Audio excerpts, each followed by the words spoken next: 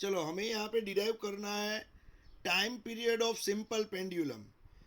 अब simple pendulum क्या है बच्चों? सिंपल पेंडुलम मीन्स मान लो यहाँ पे कोई एक सपोर्ट के साथ यहाँ पे डोरी इस तरह से हैंग कर दी और ये एक ऑब्जेक्ट यहाँ पे लगा दिया है। अब ये ऑसिलेशन करेगा इस तरह से, ये ऑसिलेशन करेगा इस तरह से। देखो ये उसका पाथ है। तो ये हो गया एक सिंपल पेंडुलम। यहाँ पे थीटा एंगल, मान लो ये ऑब्जेक्ट यहाँ से यहाँ तक गया तो ये है थीटा एंगल, यहाँ पे आप देख सकते हो। और ये जो है वो डोरी की लेंथ है। यहाँ पे आप देख सकते हो ये जो लेंथ है उसको हम एल बोल सकते हैं। ये डोरी की लेंथ है, ये इस तरह से। और ये ऑब्जेक्ट जो है यहाँ पे नीचे जो मैंने हैंग किया हुआ है ये ऑब्जेक्ट, उस पे एम जी फोर्स नीचे की डायरेक्शन में लग रहा है। एम जी फोर्स नीचे की डायरेक्शन में लग रहा है। और ये जो एम जी नीचे की डायरेक्शन में लग रहा है तो यहाँ पे आप उसका जब एलिमेंट लोगे तो यहाँ पे आप देख सकते हो। देखो बच्चों, उसका एलिमेंट लोगे तब ये जो लाइन है ये साइड, तो ये आप देख सकते हो यहाँ पे ये वर्टिकल लाइन और ये यहाँ पे इसके बीच में थीटा है। तो उसी तरह से यहाँ पे थीटा होगा तो ये एम जी का ये जो एलिमेंट होगा वो बन जाएगा एम जी कोस थीटा। और यहाँ पे ये जो है वो बन जाएगा एम जी साइन थीटा। तो बच्चों यहाँ पे एक सिंपल है, ये एम जी के दो एलिमेंट है, एक एम जी कोस थीटा और ये है m g sine theta. M g के दो एलिमेंट है, m g cos theta, m g sine theta. ये डोरी की लेंथ एल है। बहुत सिंपल है बच्चों। फिर यहाँ पे ये जो पोजीशन है मान लो उसको हमने ओ बोला, ये ओ। और ये पोजीशन जो है उसको हमने बी बोला है।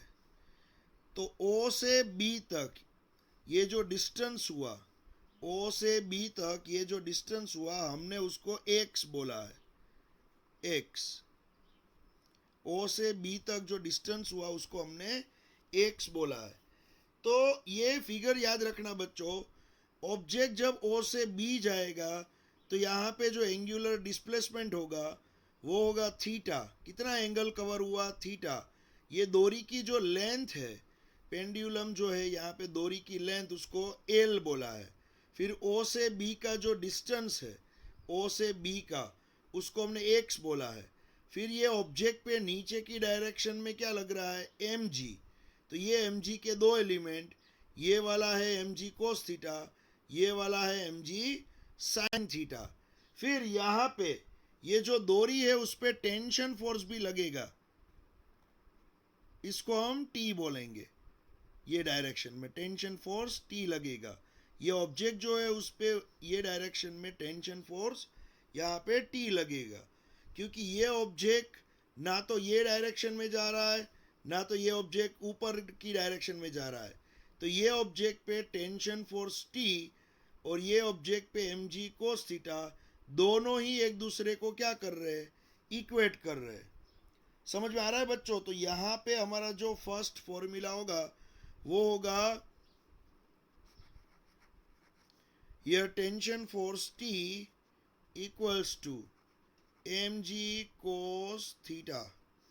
ये हमारा यहाँ पे फर्स्ट फॉर्मूला मैंने लिखा। देखो बच्चों, मैंने क्या किया, यहाँ पे tension force T equals to m g cos theta, ये फोर्स और उसको सामने वाला ये force m g cos theta, ये दोनों ही एक दूसरे को क्या करेंगे? इक्वेट करेंगे। तो टी इक्वल्स टू यहाँ पे लिखा आपने m g cos theta. Okay, चलो उसके बाद यहाँ पे जो mg साइन थीटा है, mg साइन थीटा फोर्स, ये फोर्स की वजह से ये ऑब्जेक्ट जो है वो नीचे की ओर जाएगा, ऑसिलेशन करेगा। तो यहाँ पे ये होगा T equals to m g cos theta. फिर उसके बाद यहाँ पे ये तो टेंशन फोर्स था, डोरी का टेंशन फोर्स यहाँ पे। फिर यहाँ पे दूसरा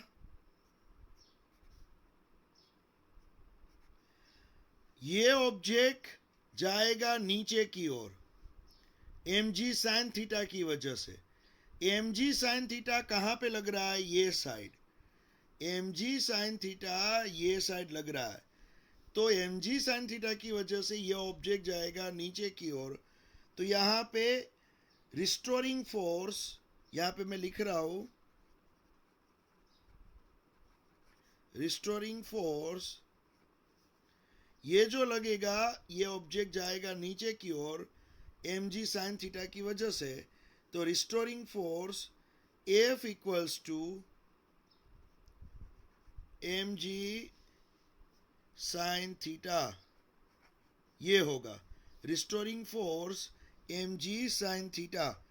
और यहाँ पे ये जो ऑब्जेक्ट है जिसको हमने बॉब बोला है, ये बॉब है, बॉब पे ये एम जी साइन थीटा लग रहा है और उसकी वजह से ये ऑब्जेक्ट जा रहा है नीचे की ओर। तो ये F equals to m g sine theta, और यहाँ पे रिस्टोरिंग फोर्स है इसलिए मैंने माइनस लिखा। तो ये हो गया F equals to minus m g sine theta.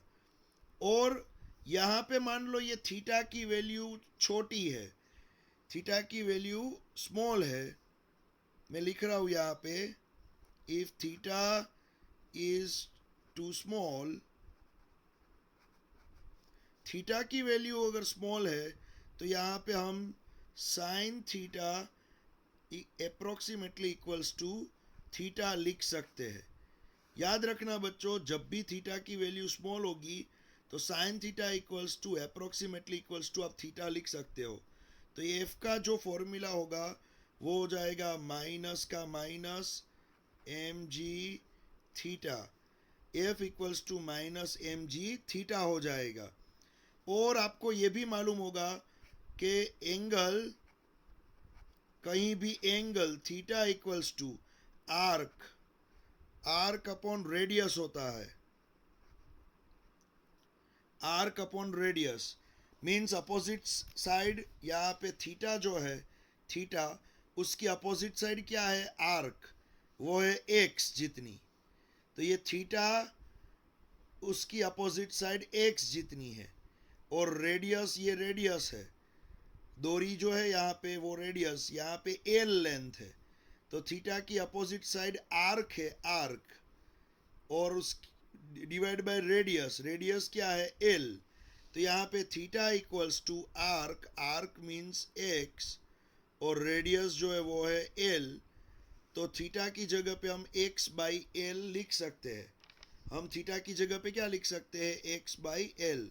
तो यहाँ पे एफ जो है, F equals to minus m g, ये एक्स डिवाइड बाई एल, ये एक फॉर्मूला होगा, F equals to minus m g x L, ये फॉर्मूला हुआ। देखो बच्चों, अब यहां पे देखो,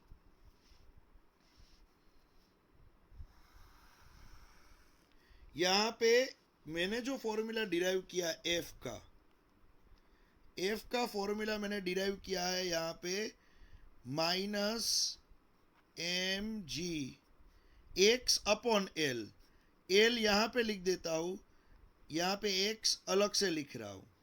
तो बच्चों एक चीज आप देखोगे, ये जो फॉर्मूला है F equals to minus m g x upon L, ये फॉर्मूला को हम इक्वेट कर सकते हैं F equals to minus k x के साथ, F equals to minus k x. ये आपको मालूम है रिस्टोरिंग फोर्स इक्वल्स टू, आपको मालूम है restoring force F equals to minus k x होता है। एक्स मीन्स डिस्प्लेसमेंट, या तो y लिखते हो आप, f इक्वल्स टू माइनस के वाई, तो यहाँ पे y लिखो या तो x लिखो, उसका मीनिंग होता है डिस्प्लेसमेंट। तो ये दोनों फॉर्मूला को अगर आप इक्वेट करोगे, ये फॉर्मूला जो है उसको यहाँ पे इसके साथ मैंने क्या किया, इक्वेट किया हुआ है। तो यहाँ पे आपको स्प्रिंग कांस्टेंट जो हम बोलते थे या तो फोर्स कांस्टेंट जो बोलते थे,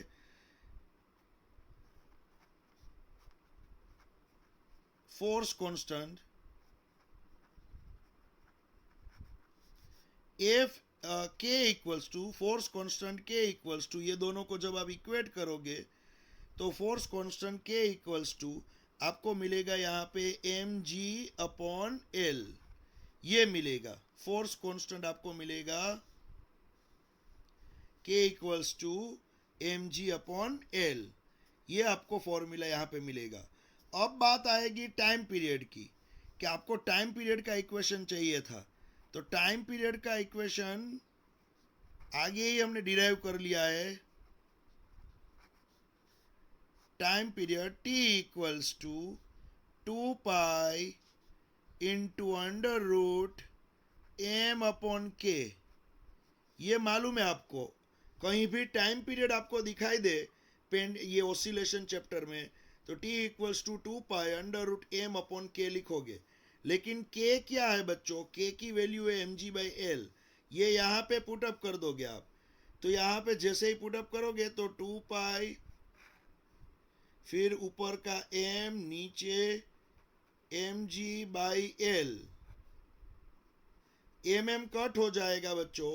तो टाइम पीरियड का जो फाइनल इक्वेशन मिलेगा वो होगा 2 pi under root L upon G.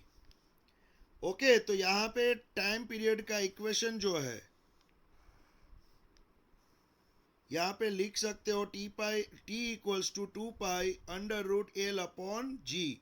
ये टाइम पीरियड का दूसरा इक्वेशन मिला। एल क्या है, डोरी की लेंथ, जी क्या है, ग्रेविटेशनल एक्सेलरेशन, तो एल अपॉन जी, ये आपको यहाँ पे टाइम पीरियड का एक इक्वेशन मिला। और फ्रीक्वेंसी की बात हो, अगर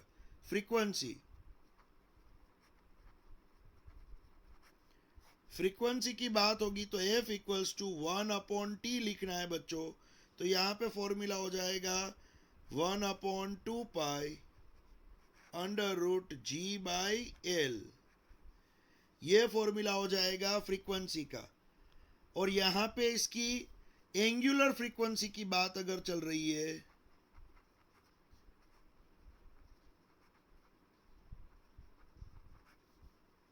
एंगुलर फ्रीक्वेंसी ओमेगा की बात चल रही है, तो ओमेगा का जो फॉर्मूला होता है वो क्या होता है बच्चों, 2 पाई एफ होता है। तो ये 2 पाई का फॉर्मूला जो है उसके साथ 2 पाई मल्टीप्लाई करोगे तो 2 पाई कट हो जाएगा और आपको मिलेगा जी बाई एल। तो एंगुलर फ्रीक्वेंसी का फॉर्मूला हुआ under root ji by L, frequency का फॉर्मूला हुआ 1 upon 2 pi under root ji by L, time period का फॉर्मूला हुआ 2 pi under root L upon G. तो ये जो फॉर्मूला है वो सभी यहाँ पे पेंडुलम के लिए है। तो पेंडुलम के सम्स जब भी आए तो ये याद रखना। और यहाँ पे आप देख सकते हो ये टी का जो रिलेशन है वो directly proportional to under root of L upon G है। लेंथ जब चेंज होगी, डोरी की लेंथ जितनी बढ़ेगी उतना टाइम पीरियड बढ़ेगा। और यहाँ पे ग्रेविटेशनल एक्सीलरेशन जितना बढ़ेगा उतना ये टी कम होगा। तो टी का रिलेशन जी के साथ इनवर्स है, टी का रिलेशन एल के साथ डायरेक्टली प्रोपोर्शनल टू है। देखो ये अंडर रूट है, देखो अंडर रूट के अंदर ये एल और ये जी। तो एक चीज़ याद रखना बच्चों, यहाँ पे कोई भी आपको एग्जाम में रिलेशन पूछ ले तो आपको वो रिलेशन भी समझ में आना चाहिए कि फ्रीक्वेंसी का रिलेशन क्या होगा। तो frequency proportional to 1 upon 2 pi तो कांस्टेंट है, तो frequency proportional to under root ji by L. अगर जी भी कांस्टेंट है तो frequency proportional to 1 upon under root L होगा, अगर जी भी कांस्टेंट रखा है तो यहाँ पे बच्चों आपको ये रिलेशन आना चाहिए। ओके, तो यहाँ पे ये देख लो बच्चों, ये पूरा जो क्वेश्चन है वो है पेंडुलम का इक्वेशन डिराइव किया हमने यहाँ पे,